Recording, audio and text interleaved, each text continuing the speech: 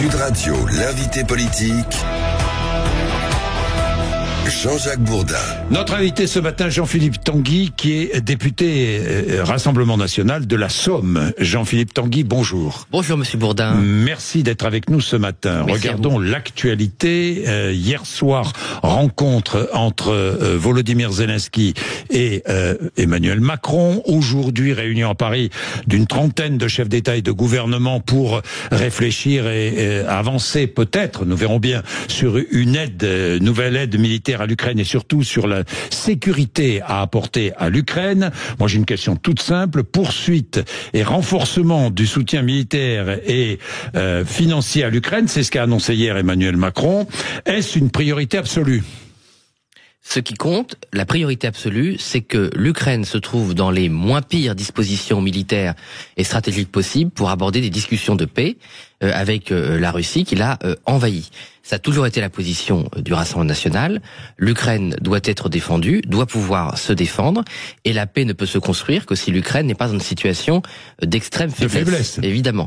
Donc l'envoi de matériel militaire par la France est une bonne chose. Tout à fait, tant que c'est du matériel essentiellement défensif, que c'est pas du matériel sur lequel nous perdrions le contrôle et qui permettrait d'attaquer le territoire russe et de rentrer dans une situation pour nous qui serait incontrôlable, nous y sommes favorable. Je me permets de rappeler que cette position du Rassemblement national a souvent été critiquée, alors que les attaques des Russes sur les arrières ukrainiens, sur les civils ukrainiens, sur son se poursuivent. Hein. Oui, sur son outil industriel, sur ses capacités énergétiques, a considérablement affaibli l'Ukraine. Donc, quand nous disions qu'il fallait avoir des positions aussi défensives, qu'il fallait assurer la protection des civils et des Ukrainiens, ce n'était pas une position, une fausse position, une posture, c'était une réalité stratégique et une réalité militaire. Et je regrette que le gouvernement français et d'autres aient abandonné cette défense des arrières ukrainiens pour faire beaucoup de communication quand même, en disant qu'on allait vaincre la Russie militairement, ce qui n'était pas possible. Bien, une force européenne en Ukraine pour garantir le respect de la paix, c'est indispensable ?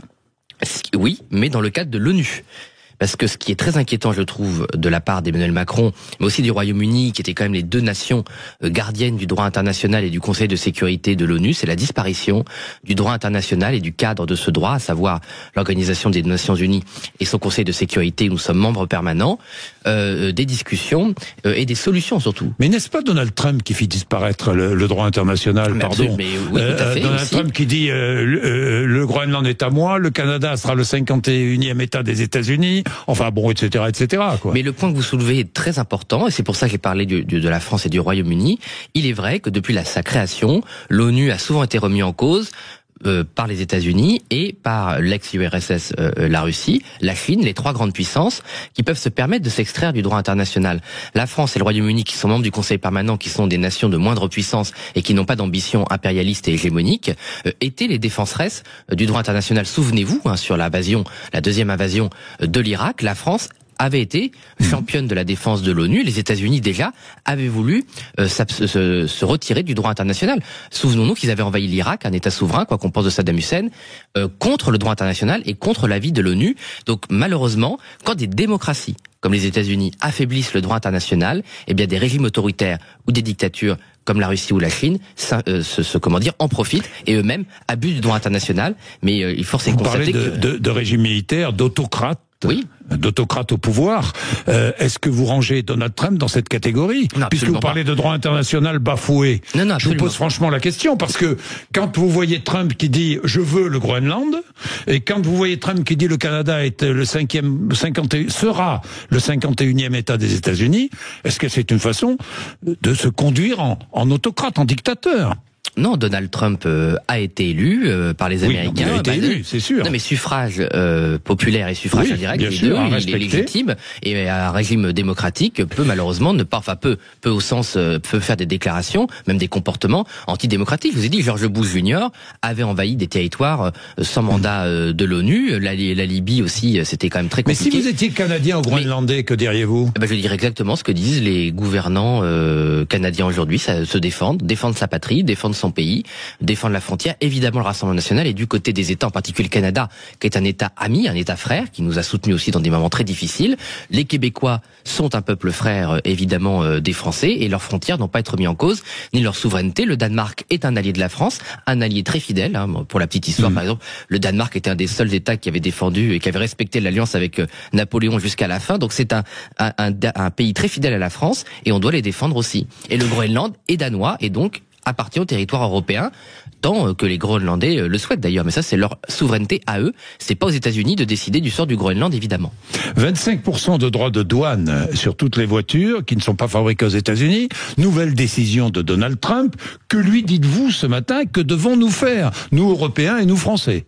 Il faut répondre par des droits de douane adaptés et qui correspondent, comment dire, aux faiblesses de l'économie américaine. Les décisions qui ont été prises par l'Union européenne, lapsus révélateur, sont assez absurdes, parce que frapper les Harley-Davidson et le Bourbon, qui ne sont pas un enjeu stratégique énorme, mais qui peuvent frapper la France, puisque... C'était avant, les nouvelles décisions de Donald Trump, là. Oui, tout à fait, c'était les premières décisions, mais on voit bien que l'Union européenne n'est pas stratégique. Que devons-nous faire, maintenant?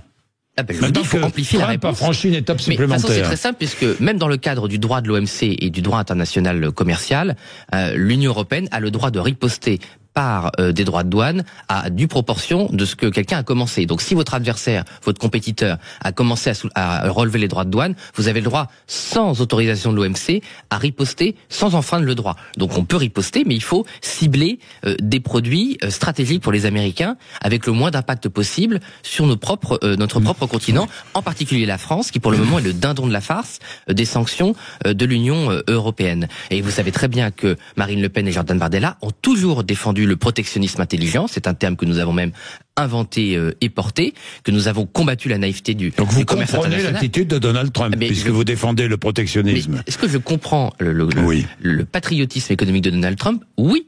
Mais Donald Trump a été élu pour défendre les États-Unis. C'était d'ailleurs ma première réaction et la réaction des dirigeants du Rassemblement national en disant Donald Trump doit être surveillé et surtout il faut se préparer à des ripostes car il défendra l'intérêt des États-Unis par le protectionnisme. Nous, on est cohérent et donc on doit défendre notre propre intérêt et d'une manière générale, de toute façon, nous on est pour la démondialisation. On considère que la mondialisation des échanges, la multiplication du commerce international a affaibli, a appauvri l'économie française, a affaibli les droits sociaux, les acquis sociaux de l'Europe de l'Ouest, et puis c'est aussi une menace écologique, rappelons-le. 50% de l'empreinte carbone de la France, c'est les importations. Oui, mais Jean-Philippe Tanguy, quelles mesures peut-on prendre, franchement ?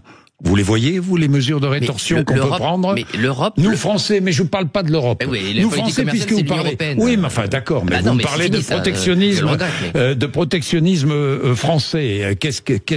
Quelles mesures sont susceptibles d'être prises pour répliquer aux États-Unis? On ne peut rien faire. On ne peut rien faire. C'est pas moi qui vais défendre l'Union européenne, comptez pas sur moi. Mais la politique commerciale, et vous le savez très bien, est une compétence pas partagée. Non, mais exclusive de l'Union européenne. Donc la France n'a plus de souveraineté sur sa politique commerciale, Monsieur Bourdin. Oui, mais vous ne répondez pas sur les mesures que la France pourrait prendre, même si la France était dans une Europe des nations, comme vous le demandez. Mais on n'y est pas, Monsieur Bourdin. Là, excusez-moi, j'aimerais bien que la France puisse prendre des mesures commerciales, mais avec l'application de traités, notamment le traité de Lisbonne, que vous connaissez bien, parce que je sais que le fait que le référendum, quoi qu'on en pense sur le fond, n'ait pas été respecté, vous considérez que c'est pas normal. La souveraineté française sur le droit commercial a été totalement transféré à Bruxelles. Vous voyez bien que le Mercosur ou avec un certain nombre de traités commerciaux, la France n'est pas décideur. On peut peser. Par contre, pour répondre à votre question, est-ce que la France doit peser au sein de l'Union européenne? Oui.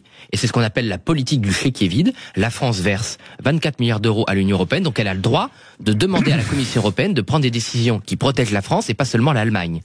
Bien, la PPE, la programmation pluriannuelle de l'énergie, objectif des investissements dans les 10 ans qui viennent, 2025-2035, dans les différentes formes d'énergie, filières d'énergie. Parmi ces filières, il y a évidemment il y a le nucléaire, il y a l'énergie fossile et il y a les énergies renouvelables. Vous ne voulez pas que cette PPE passe par décret? Absolument. Déjà, on veut que la loi soit respectée. Parce que les macronistes, en 2019, ont fait passer une loi qui impose que, avant l'application de cette nouvelle politique énergétique, le Parlement vote. Donc, j'ai redéposé, au nom du groupe et de Marine Le Pen, la loi qui a été votée au Sénat, puisque cette loi a été votée au Sénat, d'ailleurs déposée par monsieur Retailleau quand il était encore sénateur. Donc, ce qui est quand même incroyable, c'est que ce gouvernement ne respecte pas ses propres lois. Donc, je comprends pas. Voilà. Donc, mais ce n'est pas décidé encore. On attend la décision du gouvernement. C'est pas décidé, mais enfin le décret il est annoncé pour début avril. Alors mais c'est pour ça qu'on met la par pression. décret, quelles conséquences ? Qu'allez-vous faire ? Censurer le gouvernement ?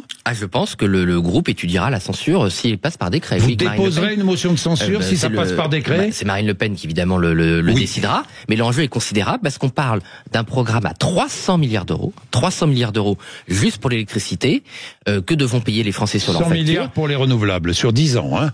100 milliards, 300 milliards sur 10 ans. Oui, exactement, c'est ça. Plus de 100 milliards de subventions pour les énergies intermittentes, parce que par exemple l'hydroélectrique, il n'est pas subventionné, hein, donc c'est pas toutes les énergies renouvelables, mais aussi des conséquences sur le carburant, parce que dedans il y a des nouvelles taxes, et les Échos ont confirmé l'alerte du Rassemblement national, il y a 23 centimes par litre de taxes qui seraient rajoutées avant 2027, 15 à cause du système de crédit carbone européen et 8 à cause du système de certificat d'économie d'énergie français. Bien. 23 centimes par litre en plus de taxes si on ne fait rien. Donc il est urgent de bloquer cette PPE, mais aussi de respecter le Parlement. Bien. Parce qu'en fait, pourquoi ils passent par décret ? Parce qu'ils n'ont plus de majorité.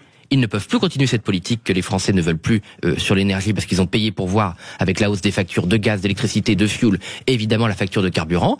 Donc stop. Bien, stop. Donc, censure, si ça passe par décret. C'est clair. C'est le groupe décidera. Oui, mais vous y êtes favorable. Vous. Moi j'y suis favorable, oui, mais c'est pas moi qui décide. Non, c'est pas vous qui. Oui, enfin, vous êtes influent quand même. Oui, bon, faut pas exagérer. Jean-Philippe Tanguy. Non, mais vous savez, les politiciens qui commencent à se prendre pour ce qu'ils ne sont pas, c'est le début de la fin. Ah bon, d'accord. Il y en a aussi au RN, alors. Ah oui, bon, vous savez, l'ubris, l'ego, ça dévore tout le monde, hein. Oui, c'est vrai, oui. Oui, c'est vrai. Vous en avez vu d'autres. Dans tous les partis. Vous en avez vu Jean-Philippe Tanguy, non, mais j'ai l'habitude de les rencontrer. J'ai l'habitude de les rencontrer. Oui, mais vous en avez vu passer quelques-uns au micro avec une tête comme ça, et puis qui sont partis. Ça, c'est sûr. Ça se dégonfle vite. Je suis d'accord. Jean-Philippe Tanguy, le tribunal correctionnel de Paris se prononcera lundi sur le sort de Marine Le Pen. Bon, je vais pas refaire le procès, hein, on est bien d'accord, mais si j'ai bien compris, c'est clair, quelle que soit la décision du tribunal, Marine Le Pen continuera sa vie politique. Absolument. Absolument. Et donc sera candidate à l'élection présidentielle. Tout à fait. Quelle que soit la décision du tribunal, même si elle est inéligible. Elle fera appel et elle exercera ce droit de citoyenne et de justiciable française pour faire prévaloir son innocence, mais ne se laissera pas impressionner par une décision inepte. Bon, décision inepte, avant même qu'elle soit prise, vous pouvez pas dire si elle est inepte ou pas. Elle le sait, mais vous verrez. Mais Marine Le Pen, elle une sait qu'elle est décision innocente. de justice est par essence inepte. Ce que je ne comprends pas très bien, c'est votre attitude là. Pardon, Jean-Philippe Tanguy, mais donc Marine Le Pen, si elle est condamnée, je parle même pas d'inéligibilité. Si elle est condamnée, elle fera appel. On est bien d'accord, hein, vous confirmez. Et à ce moment-là, elle continuera sa vie politique. On est bien d'accord. Bon, si il y a une décision de justice qui la condamne, vous contesterez à travers l'appel. Absolument. Mais vous pouvez pas dire avant que cette décision est inepte. Non mais vous avez raison, parce que je parlais de l'exécution provisoire, excusez-moi, parce que... Non mais vous avez raison de me relancer, parce que comme, en fait on parle beaucoup de l'exécution provisoire qui consiste en fait à appliquer une peine avant l'appel, donc avant que l'ensemble des recours et des droits du justiciable soient observés, c'était ça que je parlais d'inepte, c'est ça qui est très contesté par un certain nombre de juristes. Après, nous on considère la justice c'est la justice, elle a le droit de faire son travail, non? Bien sûr, on considère que Marine Le Pen se sait innocente, et donc elle fera droit de sa peine. Et si la justice la désigne comme coupable? Mais qui est enfin, les erreurs judiciaires, ça existe, Monsieur Bourdin. Il y en a beaucoup dans notre pays, et particulièrement quand ça concerne les dirigeants politiques d'opposition. Ah bon? Parce que vous croyez que la justice est politique dans ce cas? Si je comprends bien. Malheureusement, je vous écoute. Non, certains magistrats peuvent l'être. Et je vous rappelle qu'il y a eu un scandale quand même l'avant-dernier jour du procès où le substitut du procureur, je crois, a dit, alors qu'elle n'avait pas de preuves contre Monsieur Jalc, elle a dit « Je n'ai aucun élément dans ce dossier et je le déplore ». Voilà, il vous demande de le condamner quand même. Donc il y a eu un grave incident quand même avec une partie des magistrats qui ont avoué, sans doute fatigués, et avec un certain nombre de fausses préventions qui se sont effondrées, et on a vu qu'il y avait quand même des ambitions politiques derrière certains magistrats. Bien, Jean-Philippe Tanguy, je me souviens tout de même de ce que disait Marine Le Pen en 2013, je la cite, « Quand allons-nous mettre en place l'inéligibilité à vie pour tous ceux qui ont été condamnés pour des faits commis grâce ou à l'occasion de leur mandat ?» C'est exactement ce qu'elle disait. C'était à l'occasion de corruption et de gens qui se sont enrichis sur le dos du contribuable. Là, vous savez, dans cette affaire, il n'y a aucun enrichissement personnel, il n'y a pas d'emploi fictif. Si les juges disent le contraire. Même les accusations. Les accusations, c'est pas une accusation d'enrichissement personnel, c'est pas une accusation d'emploi fictif, c'est un conflit administratif entre le Parlement européen et les anciens parlementaires européens du Rassemblement national, qui considèrent qu'on n'a pas utilisé que le travail le travail des assistants parlementaires, travail existant, le travail n'est pas contesté, ne concernait pas, soi-disant, directement le Parlement européen. Pour des faits commis grâce ou à l'occasion de leur mandat, c'est le cas. Pardon. Non, c'est un conflit sur la nature du mandat européen. En fait, les parlementaires européens, enfin l'administration européenne, notamment les socialistes européens qui entre-temps ont été chopés avec des valises de billets, je rappelle, du Qatar et peut-être des Chinois, considèrent que les... Ils sont pas les seuls, hein, ouais, mais là c'est beaucoup les socialistes européens quand même. Que les assistants européens doivent être pro-européens. Et qu'en fait, d'ailleurs, c'est pour ça que ceux qui sont contestés, c'est le Rassemblement national, c'est les Insoumis de M. Mélenchon, mais c'est même M. Bayrou qui a eu le même problème, puisqu'il contestait quand même la forme oligarchique de l'Union européenne. Donc en fait, les trois partis anti-système, puisqu'à l'époque, c'est un vieux souvenir, M. Bayrou, vous savez, était assez anti-système. Il contestait le régime Sarkozy, il contestait le pouvoir de l'argent. Bon, ça lui a coûté cher aussi. Bien, pourquoi je reviens à la censure. On va attendre la décision du tribunal lundi, mais je reviens moi à la censure. Oui. Pourquoi est-ce que vous ne voulez plus censurer le gouvernement sur la question des retraites? Ou préférez la question énergétique? Retour à 60 ou 62 ans. Pourquoi? Un temps, vous avez même déposé une niche parlementaire. Oui, alors, sur Monsieur Barnier et Monsieur Bayrou, depuis les élections, on n'a jamais menacé de censurer sur les retraites. Pourquoi? Parce que, malheureusement, nous n'avons pas gagné les élections. Et je le regrette, notamment à cause d'un certain nombre de manœuvres. Mais si vous entrez dans une négociation avec un parti, les macronistes, qui ont fait passer la réforme à 62 ans et que vous dites c'est votre ligne rouge, c'est pas une vraie négociation, puisque vous savez que c'est une ligne infranchissable. Donc nous avions mis la censure ailleurs, à l'époque, sur la préservation du pouvoir d'achat, avec les factures d'électricité qui baissent de 15%, avec l'indexation des retraites, avec l'immigration évidemment et la sécurité, mais même avec Monsieur Barnier, nous n'avions pas mis la censure autour des retraites. Non, on n'a pas évolué. Dites-le. Non, pas du tout, on n'a pas du tout évolué. Comment non? Mais si vous êtes toujours contre. Vous êtes toujours contre la retraite à 64 ans, absolument. Et toujours pour un retour à 62 ans. Absolument. Et si Marine Le Pen gagne les prochaines élections ou s'il y a une dissolution et Jordan Bardella est Premier ministre, nous remettrons la retraite à 62 ans, progressive entre 60 et 62 ans pour les personnes qui ont commencé à travailler tôt avec des métiers difficiles. Nous n'avons pas changé de programme. Ce qui existe déjà d'ailleurs. Mais Monsieur Baudin, quand on commence à 18 ans, on peut prendre sa retraite à 60 ans. Oui, tout à fait. Oui, mais avec des conditions assez difficiles. À condition d'avoir cotisé 171 ou 172 trimestres. Absolument. Mais Monsieur Bourdin, vous recevez, je vous écoute souvent, des gens qui font souvent des fausses négociations. Oui. Si vous en dites, je ne veux pas, je rentre en négociation, et que vous mettez dans la négociation un point qui n'est pas négociable, vous êtes un hypocrite. Donc dire aux macronistes, si vous revenez pas sur la retraite, on vous censure, c'est hypocrite puisqu'ils ne reviendront pas dessus. Donc ça veut dire qu'on prend les Français pour des imbéciles. Donc vous avez oublié la censure sur les retraites. Vous ne censurerez plus le gouvernement sur les retraites. On l'a jamais fait depuis le nouveau mandat, Monsieur Bourdin. Ça, je vous assure, vous pouvez vérifier. Non, mais c'est vrai. Jean-Philippe Tanguy, je vous crois. Pourquoi avez-vous dit l'islam a enfanté des régimes laïques? J'ai pas très bien compris. Parce que c'est pas vrai. Si, la Turquie, la Tunisie. Faux. Atatürk. Faux. Atatürk était un militaire. Quant à Bourguiba, c'était un universaliste. Produit de l'université française. Mais c'est des régimes laïques, monsieur. Oui. Ils sont issus de oui, mais c'est pas, Atatürk est turc. C'est pas l'islam. Et comme, non, on parlait de culture islamique. De pays islamiques. Mais attendez, le débat est intéressant parce que c'était quoi le débat qu'on a eu hier sur une chaîne concurrente? J'ai entendu. Sur CNews. C'était face à l'islamiste. C'était face aux islamistes. Je disais, et le propos était précis, qu'il faut combattre l'islamiste et les islamistes, en particulier les frères musulmans, parce que des régimes arabo-musulmans ou turcs en l'occurrence s'étaient effondrés face aux assauts des islamistes et face au travail de sape, notamment des frères musulmans, et que des régimes, y compris d'ailleurs, vous avez raison, des régimes autoritaires, n'avaient pas vu la menace islamiste et s'étaient effondrés dessus. Par contre, oui, la question initiale posée était, est-ce que l'islam comme religion et les musulmans comme pratiquants sont compatibles avec la République? Vous dites oui. Oui. Je rappelle que nos compatriotes mahorais... Vous avez été très critiqué, j'ai vu sur les réseaux, oui, bah, pour avoir dit cela. Oui, bah, c'est surtout les Zémouriens qui ont toujours fait campagne en expliquant que l'islam était par nature incompatible avec la République, que les musulmans étaient par nature incompatibles avec la République française. Donc ça mène à quoi? L'islam menace la France? Non, l'islamisme menace la France, oui, mais l'islam, non. À Mayotte, l'islam est parfaitement intégré à la République. À La Réunion, où l'islam est bien plus répandu que dans l'Hexagone, il n'y a pas de problème. Voilà.